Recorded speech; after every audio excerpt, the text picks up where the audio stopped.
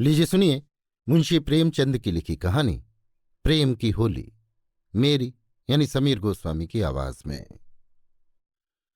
गंगी का 17वां साल था, पर वो 3 साल से विधवा थी और जानती थी कि मैं विधवा हूं। मेरे लिए संसार के सुखों के द्वार बंद हैं। फिर वो क्यों रोए और कल्पे। मेले से सभी तो मिठाई के दोने और फूलों के हार लेकर नहीं लौटते।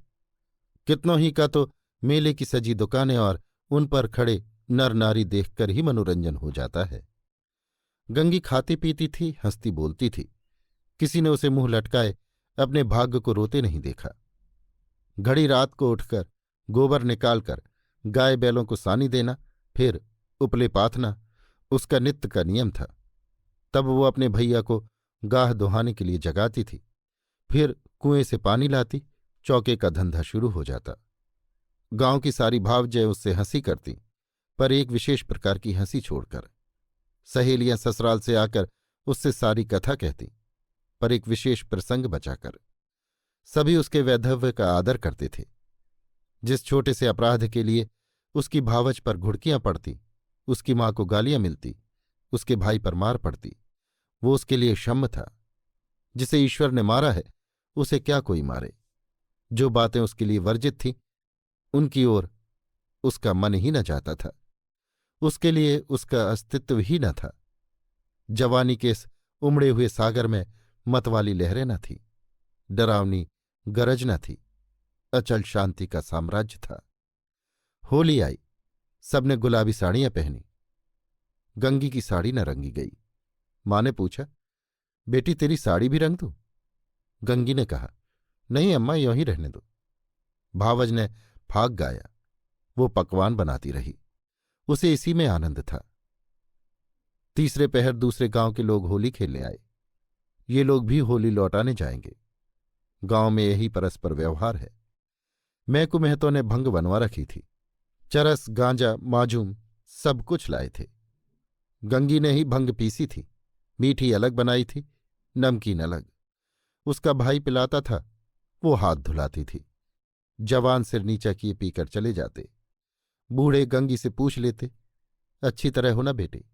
या चुहल करते, क्यों री गंगिया, भावज तुझे खाना नहीं देती क्या, जितनी दुबली हो गई है? गंगिया हंसकर रह जाती। देह क्या उसके बस की थी? न जाने क्यों वो मोटी हुई थी। भंग पीने के बाद लोग भाग गाने लगे। गंगिया अपनी चौखट पर खड़ी सुन रही थी। एक जवान ठाकुर गा रहा था। कितना अच्छा स्वर था, कैसा मीठा। गंगिया को बड़ा आनंद आ रहा था। मां ने कई बार पुकारा, सुन जा, वो ना गई। एक बार गई भी तो जल्दी से लौट आई। उसका ध्यान उसी गाने पर था। न जाने क्या बात उसे खींचे लेती थी, बांधे लेती थी। जवान ठाकुर भी बार बार गंगिया की ओर देखता और मस्त हो कर गाता। उसके साथ वालों को आश्चर्य हो रहा था, ठाकुर को ये सिद्धि कहाँ मिल गई। वो लोग विदा हुए तो गंगिया चौखटे पर खड़ी थी। जवान ठाकुर ने भी उसकी ओर देखा और चला गया। गंगिया ने अपने बाप से पूछा, कौन गाता था दादा? मैकू ने कहा, कोठार के बुद्धू सिंह का लड़का है, गरीब सिंह। बुद्धू रीति व्यवहार में आते जाते थे। उनके मरने के बाद अब वही लड़का आने जाने लगा। गंगी, यहां तो पहले पहल आया है। मैकू, हाँ, और तो कभी नहीं देखा। मिजाज बिल्कुल बाप का सा है और वैसी ही मीठी बोली है। घमंड तो छूने ही गया। बुद्धू के बखार में अनाज रखने को जगह न थी, पर चमार को भी देखते तो पहले हाथ उठाते। वही इसका स्वभाव है। गोरू आ रहे थे। गंगी पगहिया लेने भीतर चली गई। वही स्वर उसके कानों में गूंज रहा था। कई महीने गुजर गए। एक दिन गंगी गोबर पाथ रही थी। सहसा उसने देखा वही ठाकुर सिर झुकाए द्वार पर से चला जा रहा है। वो गोबर छोड़कर उठ खड़ी हुई। घर में कोई मर्द न था, सब बाहर चले गए थे। ये कहना चाहती थी, ठाकुर बैठो, पानी पीते जाओ, पर उसके मुंह से बात न निकली। उसकी छाती कितने जोर से धड़क रही थी। उसे एक विचित्र घबराहट होने लगी। क्या करे, कैसे उसे रोक ले? गरीब सिंह ने एक बार उसकी ओर ताका और फिर आंखें नीची कर ली। उस दृष्टि में क्या बात थी कि गंगी के रोए खड़े हो गए। वो दौड़ी घर में गई और माँ से बोली, अम्मा, वो ठाकुर जा रहे हैं, गरीब सिंह। माँ ने कहा, किसी काम से आए होंगे। गंगी बाहर गई तो ठाकुर चला गया था। वो फिर गोबर पाथने लगी, पर उपले टूट टूट जाते थे। आप ही आप हाथ बंद हो जाते, मगर फिर चौंक कर पाथने लगती, जैसे कहीं दूर से उसके कानों में आवाज आ रही हो। वही दृष्टि आंखों के सामने थी। उसमें क्या जादू था, क्या मोहनी थी। उसने अपनी मूक भाषा में कुछ कहा। गंगी ने भी कुछ सुना। क्या कहा ये वो न जानती, पर वो दृष्टि उसकी आंखों में बसी हुई थी। रात को जब लेटी तब भी वही दृष्टि सामने थी। स्वप्न में भी वही दृष्टि दिखाई दी। फिर कई महीने गुजर गए। एक दिन संध्या समय मैकू द्वार पर बैठे सन कात रहे थे और गंगी बैलों को सानी चला रही थी कि सहसा चिल्ला उठी, दादा दादा, ठाकुर। मैकू ने सिर उठाया तो द्वार पर गरीब सिंह चला आ रहा था। राम राम हुआ। मैकू ने पूछा, कहाँ गरीब सिंह, पानी तो पीते जाओ। गरीब आकर एक माची पर बैठ गया।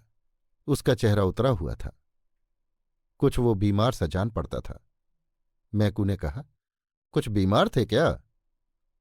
गरीब, नहीं तो दादा।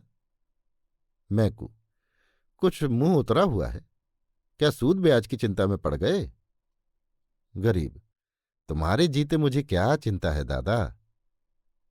मैकू, बाकी दे दी ना? गरीब, हाँ दादा, सब बेबाक कर दिया।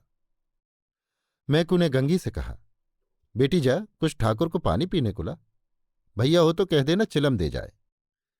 गरीब ने कहा, चिलम रहने दो दादा, मैं नहीं पीता। मैकू, अब की घर की तमाकू बनी है, सवाद तो देखो, पीते तो हो। गरीब, इतना बेअदब न बनाओ दादा, काका के सामने चिलम नहीं छुई, मैं तुमको उन्हीं की जगह देता हूं। ये कहते कहते उसकी आंखें भर आईं। मैकू का हृदय भी गदगद हो उठा। गंगी हाथ की टोकरी लिए मूर्ति के समान खड़ी थी।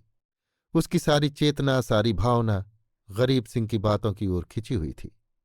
उसमें और कुछ सोचने की और कुछ करने की शक्ति न थी। ओह, कितनी नम्रता है, कितनी सज्जनता, कितना अदब।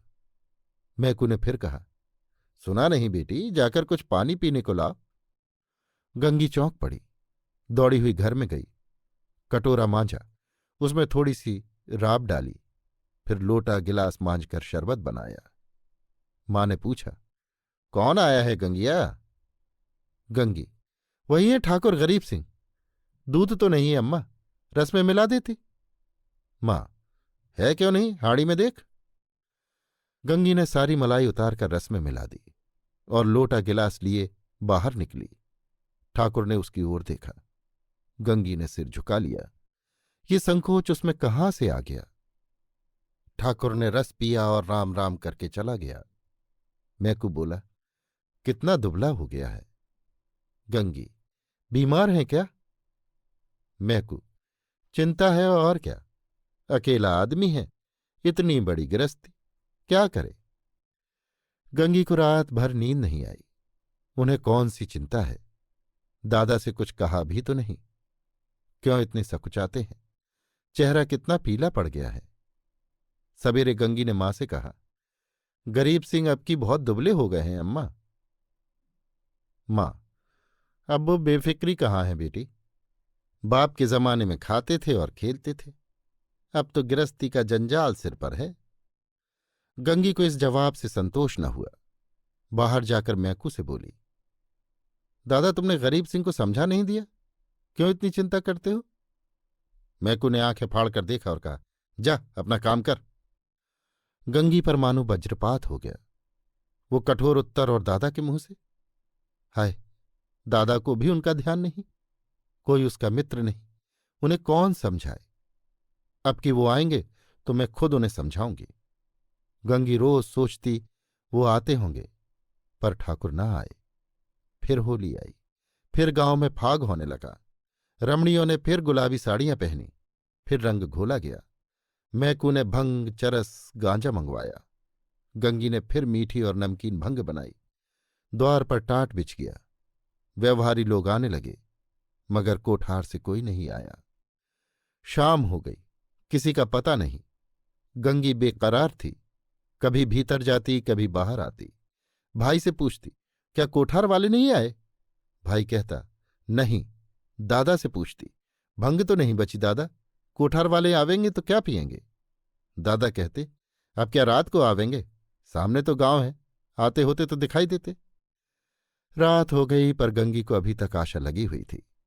वो मंदिर के ऊपर चढ़ गई और कोठार की ओर निगाह दौड़ाई। कोई न आता था। सहसा उसे उसी सिवानी की ओर आग दहकती हुई दिखाई दी।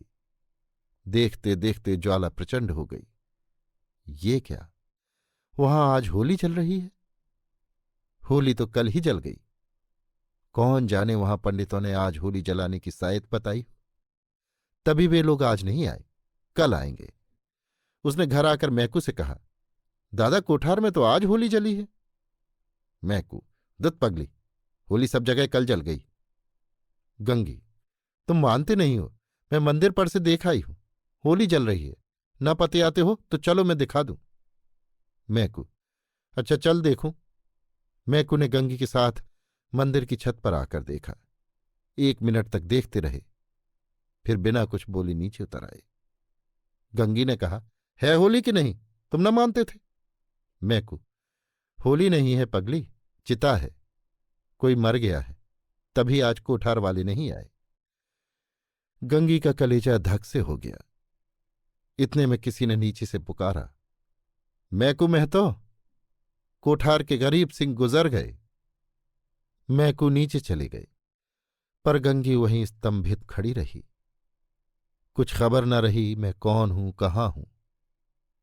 मालूम हुआ जैसे गरीब सिंह उस सुदूर चिता से निकलकर उसकी ओर देख रहा है।